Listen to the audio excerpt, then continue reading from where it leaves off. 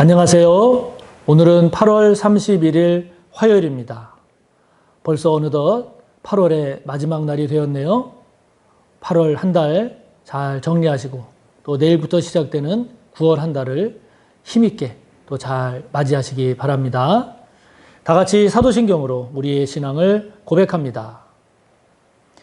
나는 전능하신 아버지 하나님, 천지의 창조주를 믿습니다. 나는 그의 유일하신 아들, 우리 주 예수 그리스도를 믿습니다. 그는 성령으로 잉태되어 동정녀 마리아에게서 나시고 본디오 빌라도에게 고난을 받아 십자가에 못 박혀 죽으시고 장사된 지 사흘 만에 죽은 자 가운데서 다시 살아나셨으며 하늘에 오르시어 전능하신 아버지 하나님 우편에 앉아 계시다가 거기로부터 살아있는 자와 죽은 자를 심판하러 오십니다. 나는 성령을 믿으며 거룩한 공교회와 성도의 교제와 죄를 용서받는 것과 몸의 부활과 영생을 믿습니다. 아멘. 오늘 우리가 함께 볼 말씀은 신약 227조 사도행전 22장 30절부터 23장 11절까지입니다.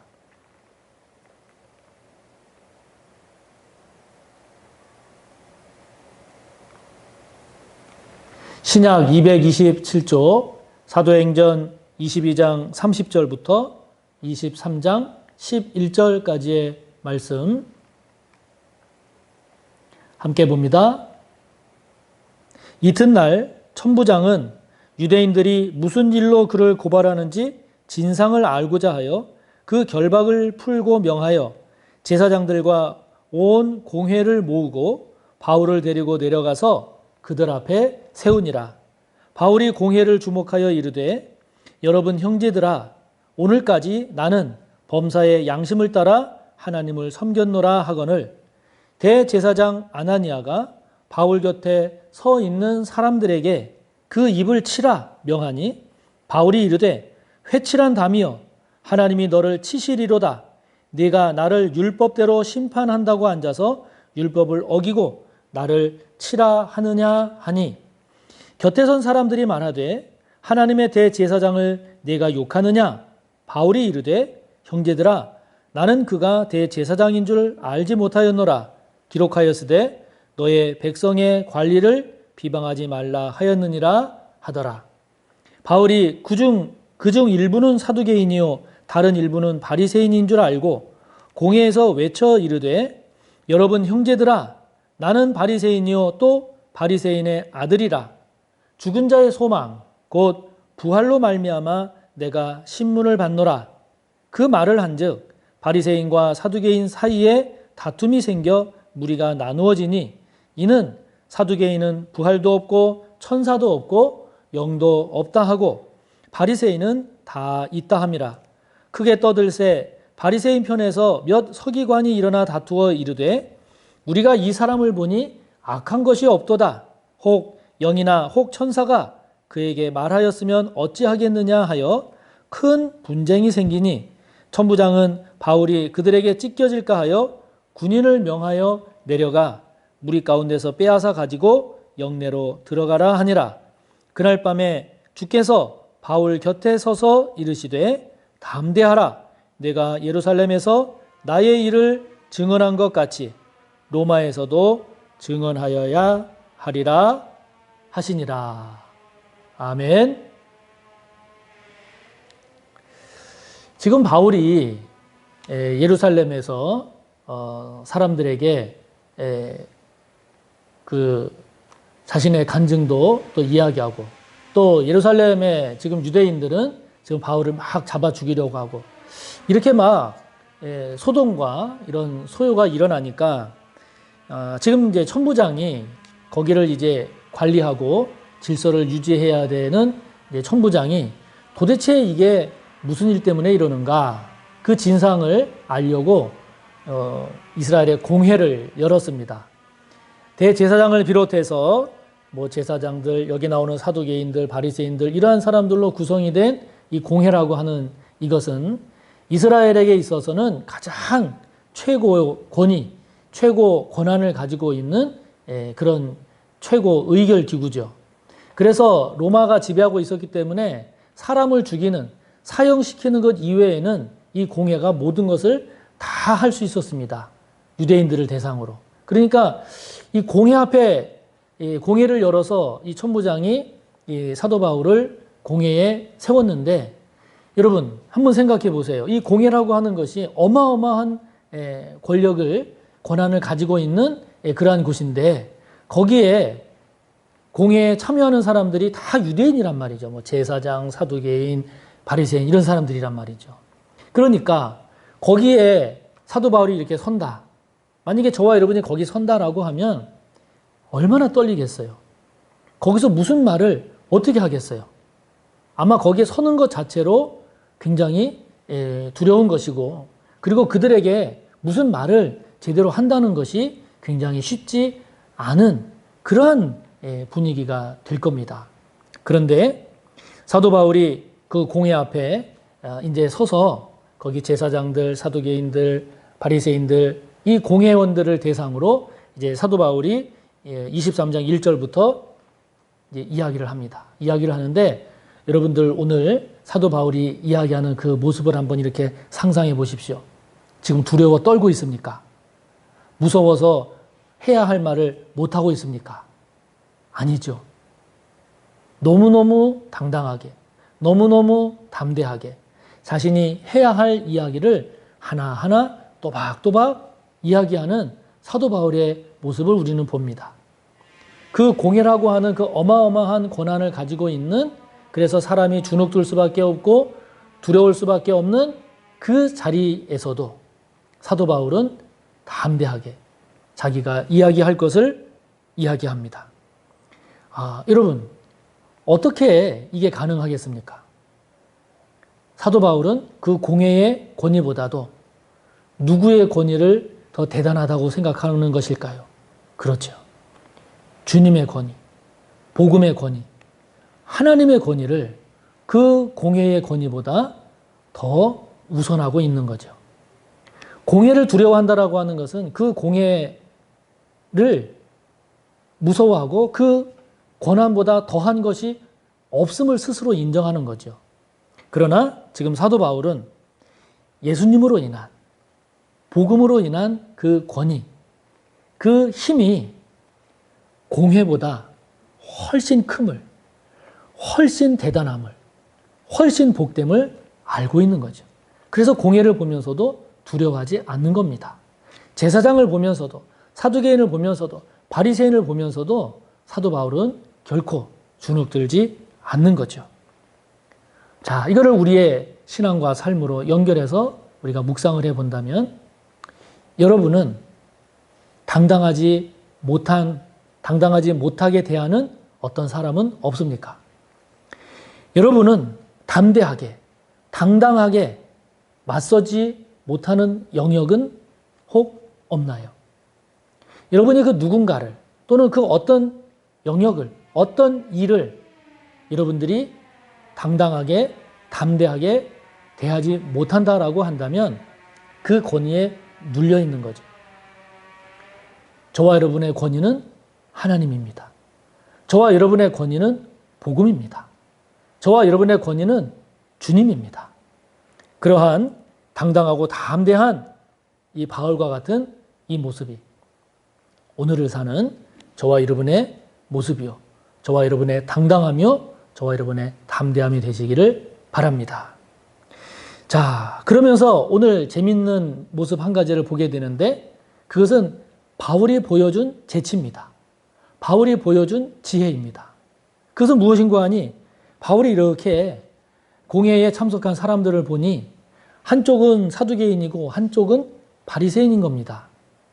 이 사람들이 다 공회 구성원이긴 하지만, 그러나 이 두 세력이 가지고 있는 그 신앙적 관점은 너무 달라요. 오늘 본문에도 나오지만 사두개인들은 제사장 계열의 귀족들입니다. 이들은 모세 율법만 문자적으로만 받아들입니다. 그 이외의 거는 안 받아들여요. 그러니까 뭐 부활이라든지 천사라든지 뭐 이런 것들을 인정하지도 않아요. 그런데 바리새인들은 율법학자들입니다. 그리고 서민층에서도 많이 나왔습니다. 그러다 보니까 이 바리새인들은 부활도 인정합니다. 천사도 인정합니다. 영도 인정해요. 이러다 보니 이러한 문제가 나오면 서로가 안 돼요. 다투기만 하지. 사도 바울이 그걸 본 거죠. 그걸 보고 사도 바울이 마치 두 사나운 개가 어떤 사람에게 막 달려들어서 그 사람이 위기에 처했는데 이 사람이 이 개들이 좋아하는 음식을 하나 던진 겁니다. 그러니까 그 개들이 사람을 물려고 하다가 그 음식에 달려들어서 서로가 막 싸우게 함으로써 그 위험을 모면하는 것과 같이 사도 바울이 그때 그러한 재치, 그러한 지혜를 발휘한 거죠. 그래서 부활에 대한 이야기를 던짐으로써 바리새인과 사두개인 사이에 논쟁, 이거는 서로가 해결이 안 되는 논쟁이에요. 그런데 그 주제를 주니까 자기가 사도 바울이 부활을 내가 전하다가 이렇게 신문을 받는다 얘기하니까 부활을 인정하는 바리새인은 그때부터 사도 바울을 좋게 보는 거고 부정하는 사두개인들은 더 나쁘게 보는 거고 서로가 막 논쟁이 붙은 겁니다. 그러면서 그 위기를 모면하는 계기로 삼는 이 사도 바울의 지혜를 우리가 오늘 보게 되는데요. 사람에게 지혜가 이렇게 중요합니다. 우리가 흔히 그런 얘기하죠. 사서고생한다. 또는 화를 자초한다.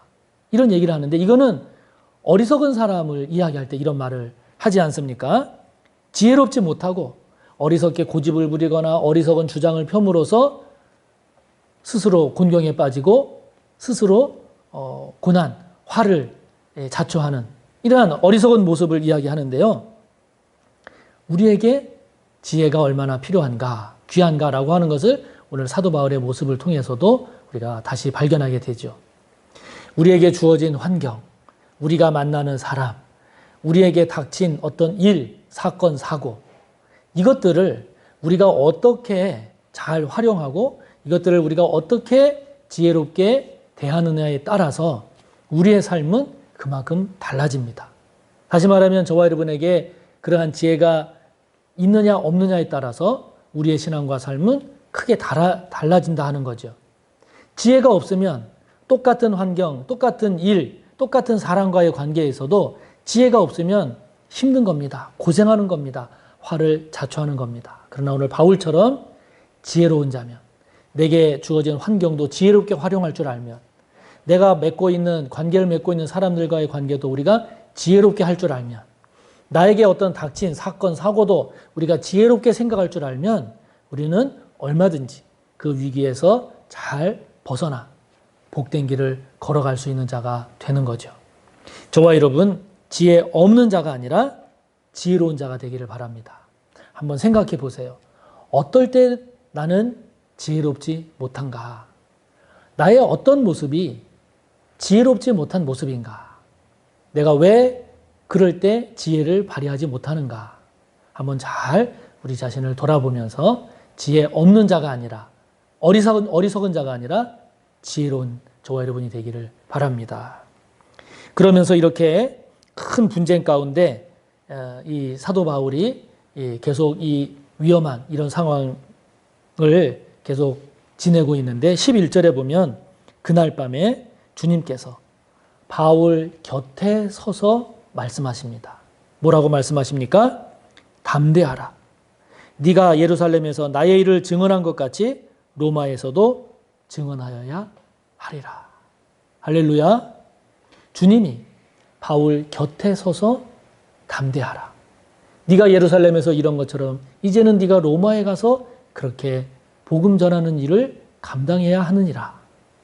여러분, 우리가 진짜 우리에게 문제인 것, 진짜 우리가 심각하게 생각해야 할 것은 어떤 문제가 우리에게 주어졌는가, 우리의 환경과 상황이 객관적으로 얼마나 좋은가 나쁜가 이것도 중요하겠지만 이 바울 곁에 서서 말씀하시는 주님의 이 모습을 우리가 묵상하면서 우리가 정말 문제 삼고 정말 저와 여러분에게 있어서 이것이 정말 심각한 거구나 라고 여겨져야 할 것은 문제나 상황이 아니라 저와 여러분 곁에 주님이 계시는가 라고 하는 겁니다.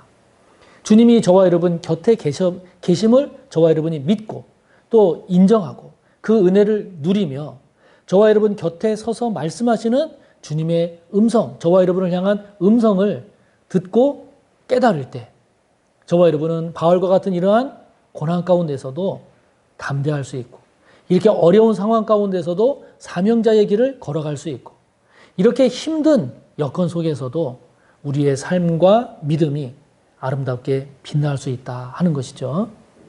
지금 주님이 여러분 곁에 계십니까? 그 주님이 여러분 곁에서 뭐라고 말씀하시나요? 여러분을 향한 주님의 음성에 귀를 기울여 보시기 바랍니다. 언제나 우리 곁에 계시는 주님과 함께 우리가 걸어가야 할 길을 잘 걸어가는 우리 모두가 되기를 바랍니다. 다 같이 주기도문으로 마치시고 묵상한 내용 생각하시며 기도를 이어가세요. 하늘에 계신 우리 아버지, 아버지의 이름을 거룩하게 하시며 아버지의 나라가 오게 하시며 아버지의 뜻이 하늘에서와 같이 땅에서도 이루어지게 하소서. 오늘 우리에게 일용할 양식을 주시고 우리가 우리에게 잘못한 사람을 용서하여 준 것 같이 우리 죄를 용서하여 주시고 우리를 시험에 빠지지 않게 하시고 악에서 구하소서. 나라와 권능과 영광이 영원히 아버지의 것입니다. 아멘.